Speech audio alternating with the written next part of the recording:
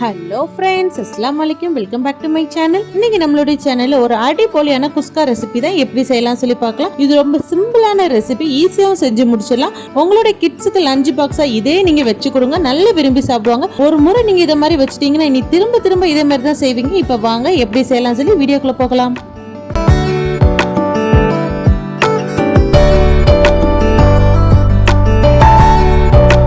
இப்போ நம்ம அரிசியெல்லாம் கழுவி ஊற வச்சிடலாம். நான் இன்னைக்கு இந்த ஒரு கப் அளவு ஃபுல்லாக பாஸ்மதி ரைஸ் எடுத்திருக்கேன். இது கிட்டத்தட்ட 300 கிராம் இருக்கும். நீங்கள் கப்போ பவுலோ எதுலனாலும் எடுத்து வச்சுக்கோங்க. அப்போ தான் நம்ம தண்ணி மெஷர்மெண்ட் பண்ணதுக்கு கரெக்டாக இருக்கும். இப்போ இந்த அரிசியெல்லாம் கழுவி நம்ம தண்ணியில் ஊற வச்சிடலாம். ஒரு 20 to 30 நிமிஷமாவது அப்படியே இருக்கட்டு, நல்லா ஊறி வரட்டு. அப்போ தான் நமக்கு ரைஸ் உடையாமல் கிடைக்கும். இப்போ ஒரு பாத்திரத்தில் ஒரு 3 டேபிள் ஸ்பூன் அளவு வரைக்கும் கோகோனட் ஆயில் சேர்த்துக்கோங்க.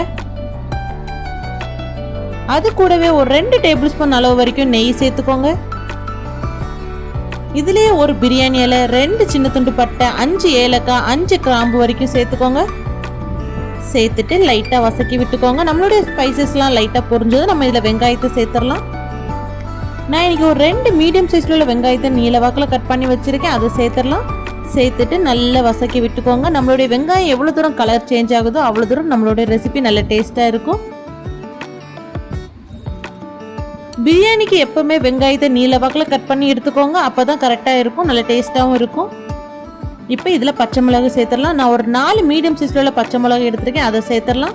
சேர்த்துட்டு நல்லா வசக்கி விட்டுக்கோங்க. உங்களுக்கு காரம் அதிகமாக வேணும்னா எக்ஸ்ட்ரா வேணால் பச்சை மிளகு சேர்த்துக்கோங்க. நல்லா வசக்கி விட்டுக்கோங்க.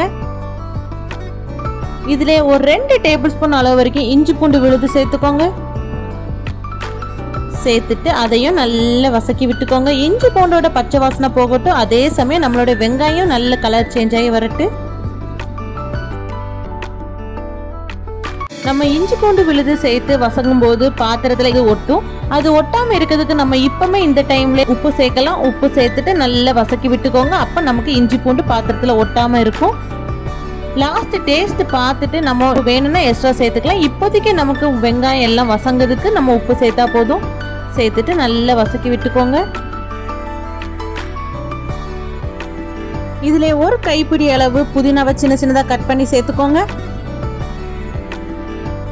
புதினாவோட ஃப்ளேவர் நம்மளோட ரெசிபிக்கு நல்ல ஒரு டேஸ்டையும் வாசனையும் தரும். அதனால புதினாவை சேர்த்து நல்லா வசக்கி விட்டுக்கோங்க. வசங்கினதுக்கு அப்புறம் நம்ம இதுல அளவு மல்லிக்கீரையை சின்ன சின்னதாக கட் பண்ணி அதையும் சேர்த்துக்கோங்க. அதையும் சேர்த்து நல்லா வசக்கி விட்டுக்கோங்க.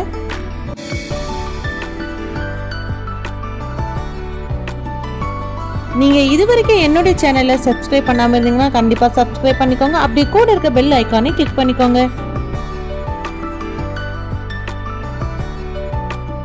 இப்போ எல்லாம் ஓரளவு வசங்கியாச்சு. இதுல நம்ம இப்ப தக்காளி சேர்த்துடலாம். நான் இன்னைக்கு ஒரு 2 மீடியம் சைஸ்ல உள்ள தக்காளி இந்த மாதிரி நைஸா கட் பண்ணி வச்சிருக்கேன், அதை சேர்த்துடலாம்.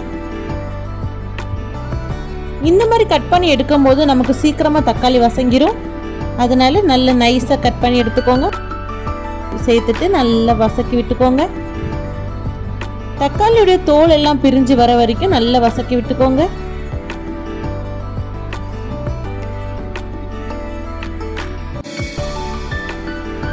இப்போ தக்காளி எல்லாம் நல்லா மசிஞ்சு நல்லா வசங்கி வந்துட்டு பாருங்க. இந்த டைம்ல ஒரு டேபிள் ஸ்பூன் அளவு வரைக்கும் மிளகாய் தூள் சேர்த்துக்கோங்க.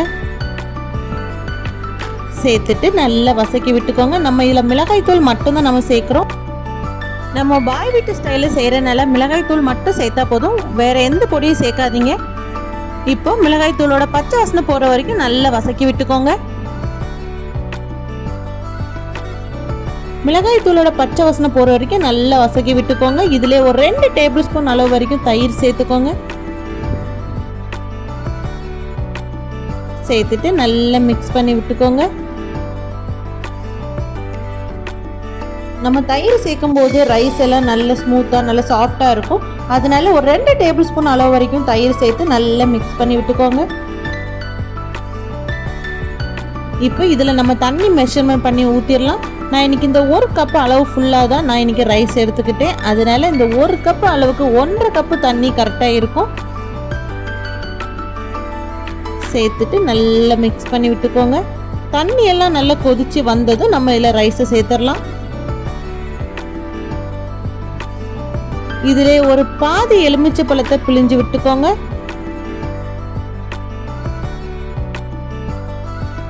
சேர்த்துட்டு நல்லா மிக்ஸ் பண்ணி விட்டுக்கோங்க.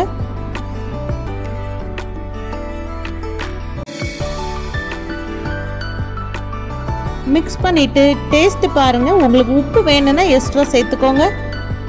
நம்ம ஆல்ரெடி வெங்காயம் வசங்கும் போது தான் உப்பு சேர்த்துக்கிட்டோம். இப்போ நம்மளோட ரெசிபிக்கு தேவையான அளவு உப்பு இப்போ சேர்த்துடலாம். சேர்த்துட்டு நல்லா மிக்ஸ் பண்ணி பார்த்துக்கோங்க. உப்பு எல்லாம் கரெக்டாக இருந்துன்னா நீங்கள் ரைஸை சேர்த்துடலாம். கொதிச்சு வந்ததும் இப்போ நம்மளுடைய தண்ணி எல்லாம் நல்லா கொதிச்சு வருது பாருங்க. இந்த டைமில் நம்ம அரிசியை சேர்த்துடலாம். தண்ணி எல்லாம் நல்லா கொதிச்சதுக்கு அப்புறம் நீங்கள் ரைஸை சேர்த்துக்கோங்க. இல்லைன்னா அரிசி வெந்து இருக்கும், சில அரிசி வேகாமல் இருக்கும். அதனால எல்லாம் கொதிச்சு வந்ததுக்கு அப்புறம் நீங்கள் அரிசியை சேர்த்தா போதும்.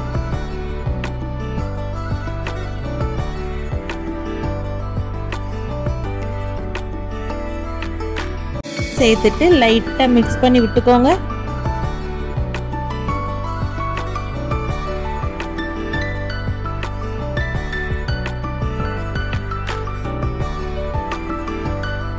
நல்லா மிக்ஸ் பண்ணி விட்டுக்கோங்க. இப்போ பார்த்தீங்கன்னா நம்மளுக்கு அரிசியும் தண்ணியும் ஒரே லெவலில் இருக்கு பாருங்க. இதுதான் நமக்கு கரெக்டாக தம் போடுறதுக்கு கரெக்டாக இருக்கும்.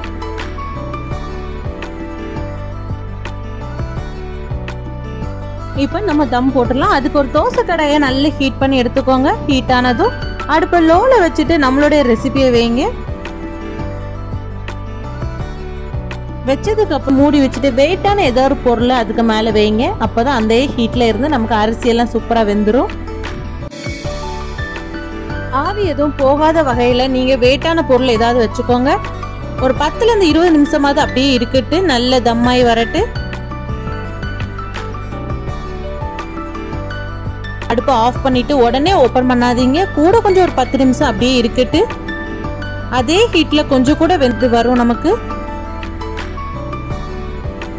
இப்போ ஓப்பன் பண்ணி பார்த்தீங்கன்னா நம்மளோட ரைஸ் எல்லாம் சூப்பராக வெந்திருக்கு பாருங்க. எவ்வளோ குச்சி குச்சியாக நிற்கிது. இதுதான் ஒரு கரெக்டான பதத்தில் நமக்கு ரைஸ் எல்லாம் சூப்பராக வெந்திருக்குன்னு உள்ளது பாருங்க. எவ்வளோ குச்சி குச்சியாக நிற்கிது. கண்டிப்பாக இந்த ரெசிபியை உங்கள் வீட்டில் நீங்கள் ட்ரை பண்ணி பாருங்கள். அவ்வளோ சூப்பராக இருக்கும். இதுக்கு காய்கறி இறைச்சி எதுவுமே நமக்கு தேவையில்லை. ஒரு சிம்பிளான ரெசிபி பாருங்க. எவ்வளோ சூப்பராக இருக்குது, எவ்வளோ ஒத்தையாக இருக்குது பாருங்கள். நம்மளோட ரைஸ் எல்லாம் கரெக்டான மெஷர்மெண்ட்டில் நீங்கள் தண்ணி ஊற்றி செஞ்சிங்கன்னா இந்த மாதிரி உங்களுக்கு வரும். இப்போ பாருங்கள், நமக்கு ஒரு ரைஸ் கூட நமக்கு பாத்திரத்தில் ஒட்டவோ அடிப்பிடிக்கவோ எதுவுமே செய்யலை பாருங்கள். பாத்திரம் எவ்வளோ பளபளன்னு இருக்குது. என்னுடைய வீடியோ உங்களுக்கு பிடிச்சிருந்தா லைக் பண்ணுங்கள், ஷேர் பண்ணுங்கள், சப்ஸ்கிரைப் பண்ணுங்கள். அப்படியே கூட இருக்க பெல் ஐக்கானே கிளிக் பண்ணிக்கோங்க. அப்போ தான் நான் போடுற வீடியோலாம் உங்களுக்கு நோட்டிஃபிகேஷனாக வந்துகிட்டே இருக்கும். பாருங்க நம்மளுடைய ரைஸ் எவ்வளோ ஜூஸியாக இருக்குது பாருங்க. நம்மளுடைய சோறு கண்டிப்பாக ட்ரை பண்ணி பாருங்கள். உங்களுடைய கிட்ஸுக்கு எல்லாத்துக்கும் லஞ்ச் பாக்ஸாக இதே நீங்கள் வச்சு கொடுங்க. அவ்வளோ விரும்பி சாப்பிடுவாங்க.